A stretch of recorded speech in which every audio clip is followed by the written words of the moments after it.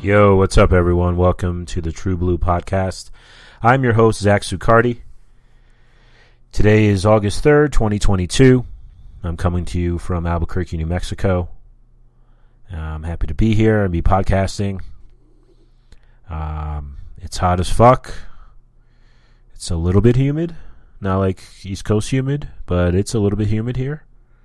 But I'm staying cool. I am fucking staying cool. Your boy swims. I swim laps at the gym. I go in my pool here. You know, I love water. I'm like fucking white as fuck, but I love water. I just love it. It feels good. Yeah, so I'm staying cool. I'm hanging out with my dog Lulu.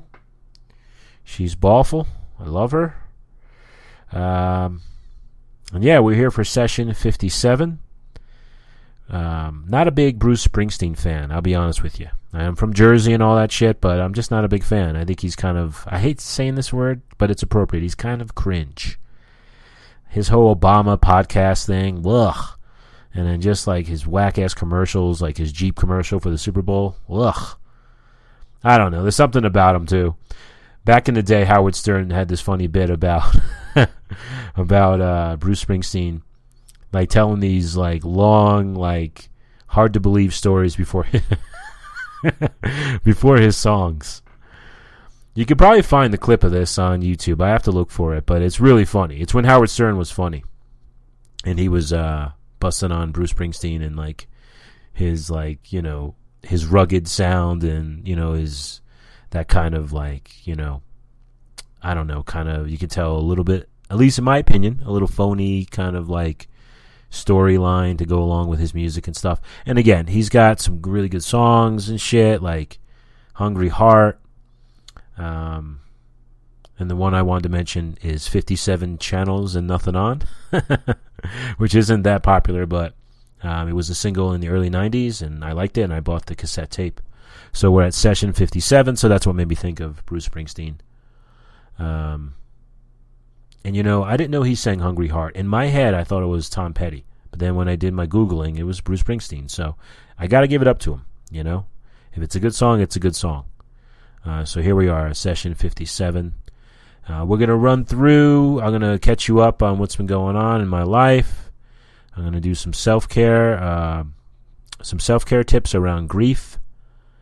And we're going to read some poetry from the Haiku Anthology, and I'm going to share some music later. So this episode is dedicated to my dear friend Megan McTighe, who passed away on July 16th. And in my notes, I just put her name, and I'm just going to talk about her. You have to forgive me if I use present tense, past tense. It's still a little bit hard for me to, I don't know, grasp maybe, or it's so fresh or whatever, so forgive my poor grammar. So yeah, let's just get into it. I love my friend Megan. I met her in 1998. We were in the same like study hall class. I was a sophomore, and this was one of those classes where you actually had to stay, like you couldn't just like leave. Most study halls when you're in high school, you can peace out. But this one, you had to stay. And the teacher we had sucked. Our high school just got the internet, and she spent the entire time on the internet. She wouldn't help you out. She would not let you use the computer. Her name was Miss Kadish. And Megan was in that class. And I like to think Megan probably helped me with more of my homework than that teacher did. Megan was very smart. Very smart. Megan was born with cerebral palsy. She was in a wheelchair her whole life. And I don't know the progression, but I know that in my time with her, she really only had control of like her hand and her face. And forgive me if I'm off or if that's not 100% accurate, but that's what I observed. But you wouldn't even know it. Megan was fearless. She was so open, and she didn't mind sharing her opinion. She had large amounts of empathy. She felt protective of her friends and family. She gave you her opinion. She lived a full life, more than most people do, in her 41 years. Megan went on cruises, vacations. She went to parties. She went to countless amounts of concerts. She was a huge 311 fan. Huge. I have a couple friends who love 311, but I'd have to say she's probably the biggest. Which, if they're listening, they probably would agree with me. She'd go on the cruises and the 311 days and all their fucking shows, and they play around the tri-state area. She went to Vegas, New Orleans, and countless places to see 311. I am not a 311 fan. I don't dislike them. They just never resonated with me. But I do like some of their songs. And their whole posse, vibes and shit, and all the beach kind of vibe and that whole thing. And I would tease her a bunch about them, making jokes on how they sucked and everything, but it was all in fun. Megan liked to have a good time. She smoked weed. She enjoyed White Russians and I'm sure other alcohols. Megan and I went to see the Pixies in 2005. I think it was 2005 in Long Island. And it was one of the best shows I've ever been to. And I would constantly tell her how much I love that show. For one, I had to drive us there, okay? And I never drove such a big van, and I never had such precious cargo. And Megan, this is 2005. And I'd been to Jones Beach before.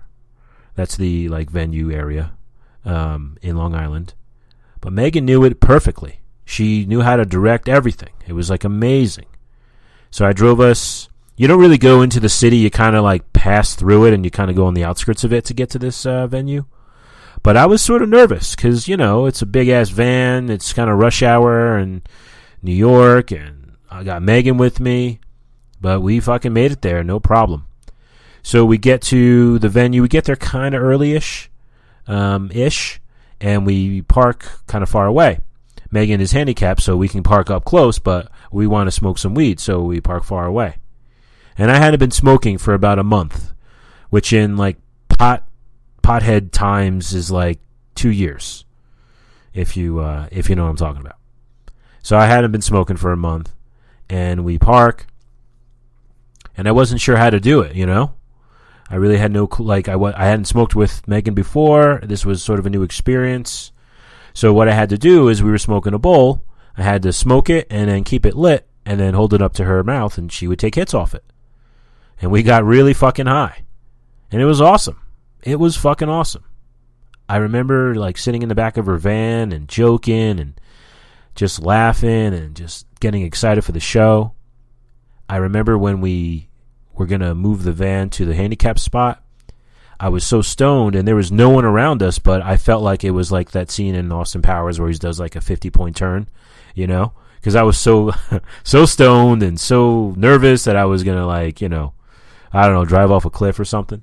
So we park up front, get into the venue, and the band Interpol opened. And we had missed some of them, but it was totally worth it because I got to spend time with Megan and we got to smoke weed. It was great. So we probably saw like 6-7 songs from Interpol. Which, a little side note, I had seen Interpol before and I missed some of their set, and I probably at that time saw about 6 or 7 songs. So in full at this time, I've seen Interpol pretty much like once by seeing them twice in the middle of their set each time. So anyway, we get there. Interpol was awesome.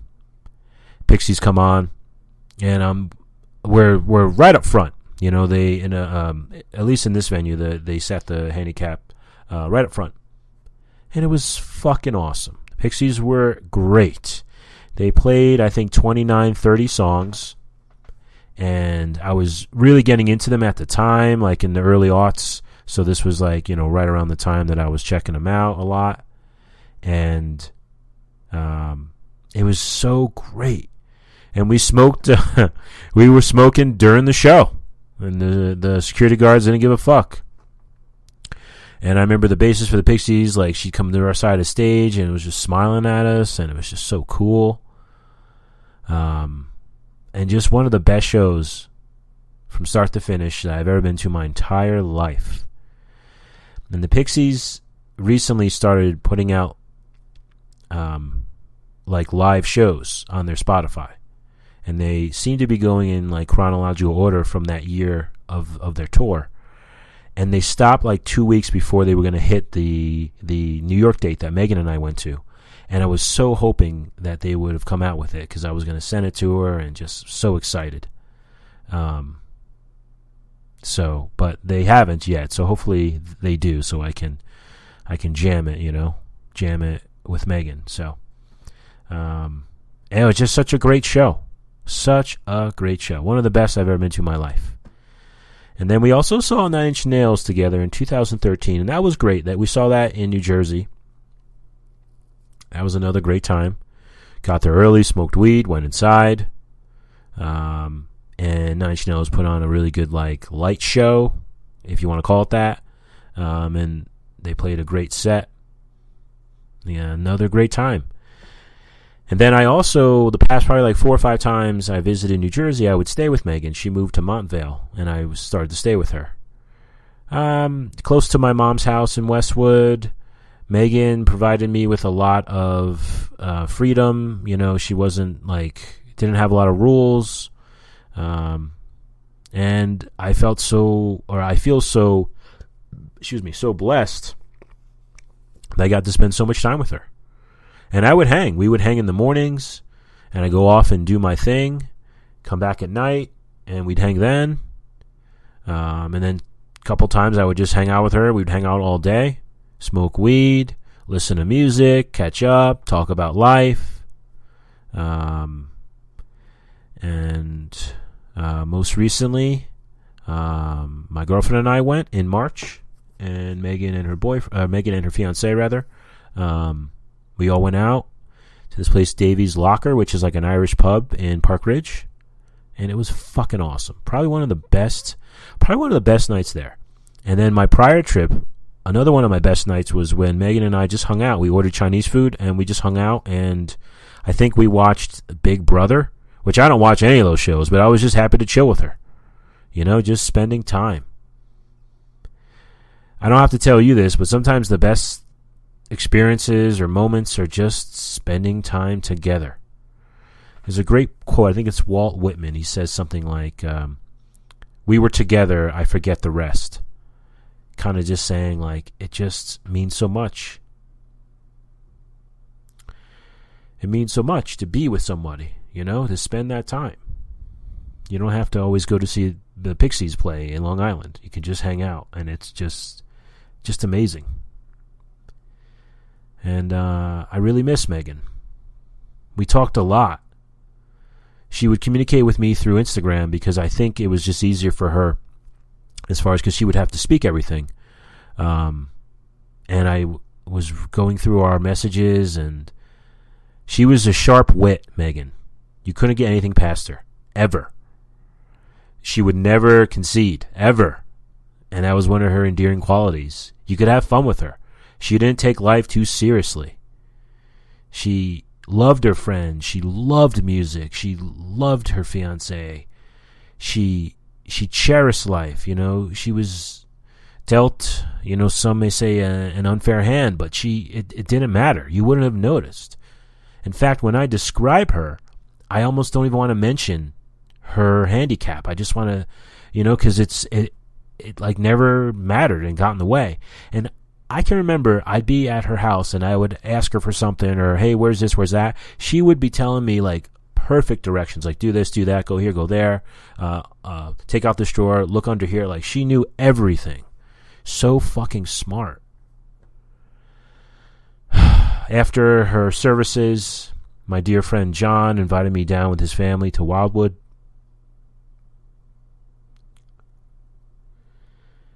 And I got to go in the ocean and talk to Megan. And it was awesome. It was awesome. And I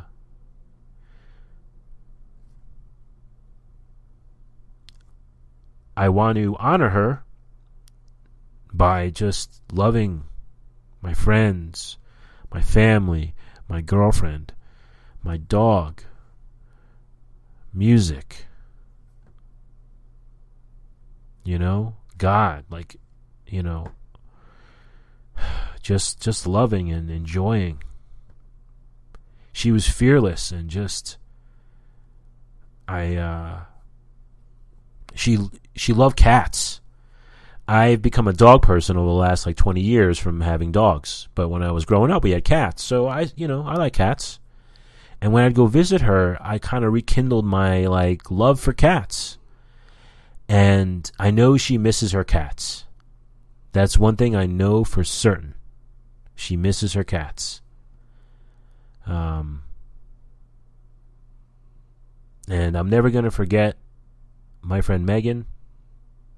The sound of her voice, the jokes, the inflection in her voice when we would joke or talk serious, or when she would have something to tell me, or when I would, tell her some town gossip or whatever, and we would laugh about it.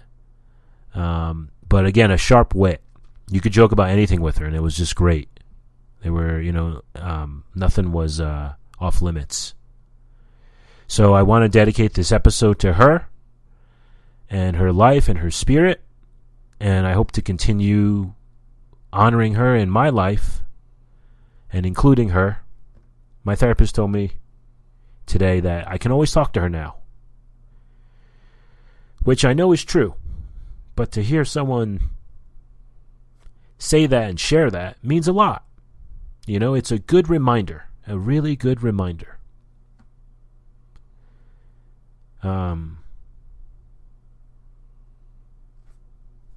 So I don't think I'm going to start listening to 311 anytime soon, but when they come around to Albuquerque, I will definitely go check them out.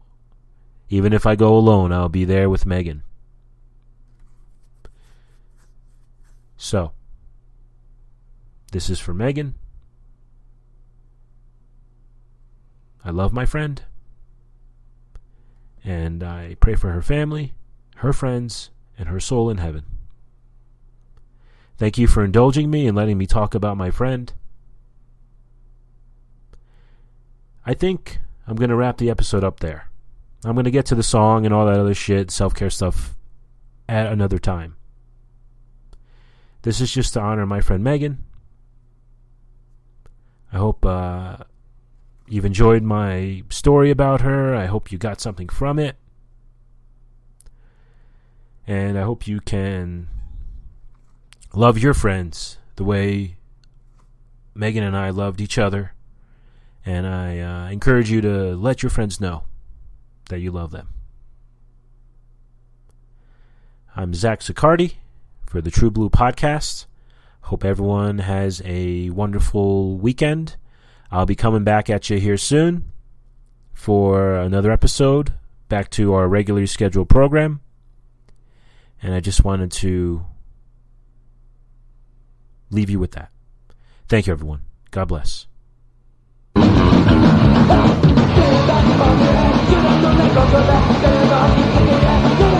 Get